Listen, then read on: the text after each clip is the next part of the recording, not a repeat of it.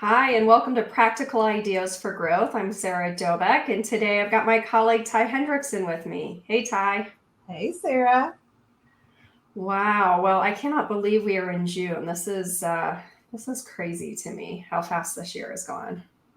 It is. We were talking about that earlier. I was like, well, I've got to go somewhere next week. And then it's July. And I was like, that is not okay. It is not okay that it is almost July.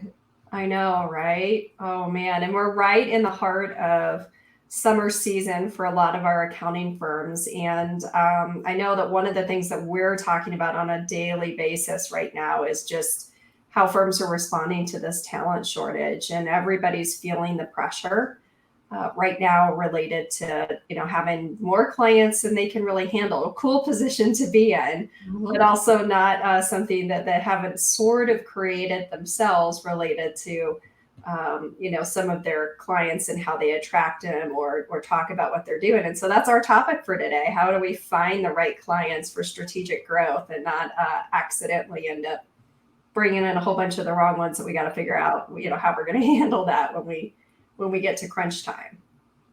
Yeah, I mean, it's so funny. The conversation so quickly turned from we need more, we need more, we need more to whoa, we cannot handle anymore. Put on the brakes. And that is, I think that is probably one of the things that we want to talk about today is, this whole idea of growth, and then when do we put on the brakes? What does putting on the brakes look like? And how do you do it without messing up your future, right? Because Yeah. braking is not always the solution right now, right? Well, it's not. And we go through the sevenfold. Look, we've both been around the profession long enough to know that there's an ebb and flow to all of this. And we got to work through it. And most leaders acknowledge that they know we can't stop growing, but the whole rest of the firm, how do we message that? How do we deal with that? How do we keep growing, but put the right message into the marketplace? I think is the most important thing that we can keep doing. And if we can't take on new work, that was a conversation I had this morning with a client. Like, how do we message that in a way that can keep the door open? Like, if we really, really can't do it right now, how do we message that appropriately? I think this is it's a good problem to have, and I know I was having this conversation with someone yesterday. I was like, it seems rough right now, but on the other side, if we get when we get through this, not if, but when we get through this, right? Firms are going to have to figure out what are the clients that we want to work on, what are the clients that are profitable, who fits our ideal client, and how do we keep those in house. And when you figure out who that ideal client is and you start to really focus on your best clients and keeping those and attracting more of those, and maybe getting rid of some of the ones that aren't your ideal client, then what's interesting is it turns into a lot of those clients are deeper relationships that are more advisory focused. You work more on projects with them as opposed to going out and getting a new client here and a new client there and doing a little bit of work for everybody. And so not only do you become more efficient at that client, but you develop relationships, you enjoy the work, and everything starts to balance a little. And that's, I think, where the industry has wanted to go for years now, right? Trying to figure out that balance, trying to figure out, how we don't have to kill ourselves to make a living, and how do we charge for what we're worth, right? And I think it's been interesting because it's driven people to say, I've got these problem clients, what they do, we do bill them $20,000 a year, but it's still not worth it to me to bill them $20,000 a year. So they're going back to them and saying, if you want me to keep your work, I have to double the price. And they're expecting them to go, no, okay, fine, I'll go find somewhere else. But like the majority of them are saying, okay, fine, I'll pay 40,000, I'll pay 50,000. And then everyone's like, You're like, wait a second, that strategy did not work very well. yeah. So they still have these clients, but we're resetting the pricing, which is a positive, right? We're resetting the value we bring and what people are paying for it. And then we've got to figure out how to get, in front of the right clients. And I think, one of the things you brought up was how do we message that with our referral sources, right? How do we not shut the door on all these relationships that we've started having and building, and we're starting to get referrals from, but maybe they're not the right referrals. So what do you tell people when they get in that position? Yeah. Well, I think a lot of it starts with knowing who is the ideal. And we talk about this all the time. We go into firms all the time as we're doing some of our training and development, and they don't know. You get as many different answers as there are people in the firm. And there's been a culture in a lot of firms, right? And I still hear this language used all the book, my book of business, right? We look at everything in a silo. And I think part of the evolution, along with all the other evolutions going on with firms, but definitely part of the evolution as firms are growing, is there can't be, as many different individuals and definitions of ideal as there are people in the firm. And we really have to know as a firm who we want to be serving. And yes, it starts with profitability. But to me, that's the lowest hanging fruit that comes in play here, because firms are doing a better job and are starting to do a better job, but profitability alone isn't the reason that most firms are going through this process. It's capacity. And so we have to know clearly what that is, because that brings a whole nother element to what you were talking about, related to who are we serving at the end of the day. And it might be a profitable client, but if they don't fit our ideals, if they don't value what we bring to the table, and they're not willing to have the right conversations, if they don't appreciate the other things that we can do for them, or they only want that one service that we offer and have zero interest in anything else, it may not be worth it. They could also bring a lot of risk and liability. We had that come up with a client recently where they were questioning, look, we're human, we make mistakes, right? We got to own some mistakes.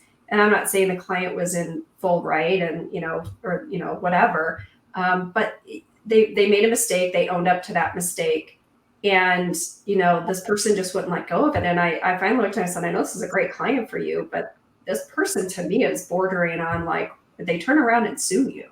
Yeah. Right. And when it comes to certain services that accounting firms offer, we have to think about, what is that risk? What is that liability? And if we're serving clients and maybe it's profitable, but it's highly risky and they don't appreciate what we do, what is that doing for us at the end of the day? And we don't have too many of those scenarios, but it's worth considering. And it was a good conversation, because it really made him question, but it also had a good outcome, right? And they didn't have to go down that route, but it was not a perspective they had thought about before. And I think we have to do a better job of thinking of some of those things, of all of those impacts of what keeping work does that's not ideal, even though it's sometimes profitable for the firm. Yeah.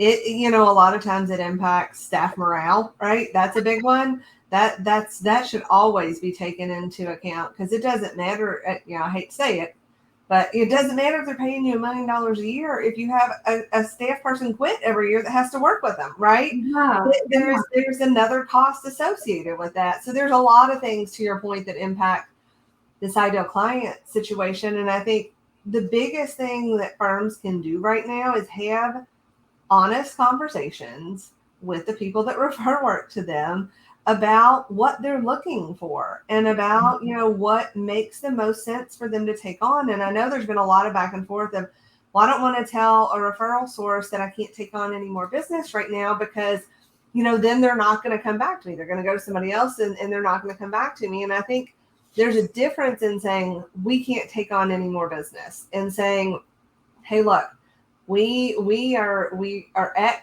close to capacity, right? We're being very selective on who we bring on as clients right now.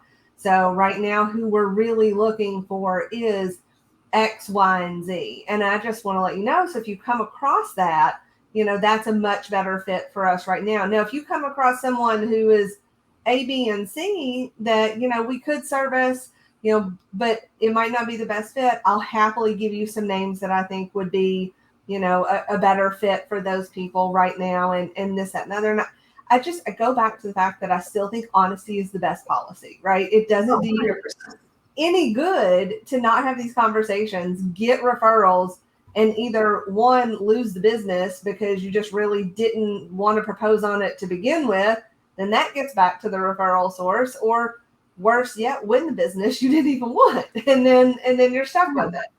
Well, and we are so afraid. I think we get so excited that we get a referral and it's not ideal. And I hear from say this all the time. And I am not a believer in letting people bring on work that's below the firm's minimum or not ideal just to give them an attaboy or an attagirl, Yeah. right?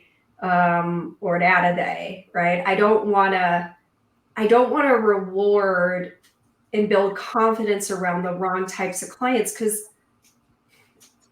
I have not seen enough evidence in the very lengthy time I've been doing this where that percentage of clients actually turns into the ideal client. They are exceptions, they are not the rules.